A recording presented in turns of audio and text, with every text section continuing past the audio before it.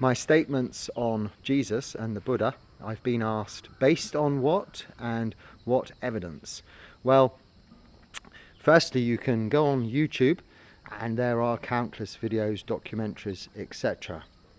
If I can work out how, I'll put two links. One to the BBC documentary, Was Jesus a Buddha Monk? And another, which is a very beautiful video about the northern regions of India, the southern regions of Nepal and Tibet and the foothills of the Himalayas, where there is plenty of historic evidence and research that has been carried out over hundreds of years, thousands of years, into Isha, the name that Jesus is known as in those regions.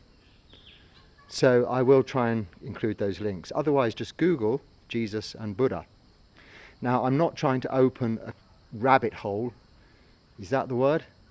Of conspiracy theories and intrigue and debate. The point of my inclusion of this statement with regards to the similarities between Christianity, Buddhism, the similarities between Jesus as a teacher and the Buddha as a teacher, are more to demonstrate the overall usefulness of certain aspects of religions to enhancing people's everyday lives by the practice of what those teachers preach. Because it's been tried and tested over thousands of years. And by that very fact alone, it is proven to work. That by simply being nice, being kind, you have a better life. Being kind to yourself and being kind to others. So I'm not trying to provoke a debate, and yes, it does get interest whenever you draw comparisons. I must apologize, I have not brought into the comparison the teachings of Mohammed, blessed be his name, or those of the former and much older Abrahamic faiths spanning the centuries down through to Moses prior to Jesus, because I am not sufficiently educated in those areas.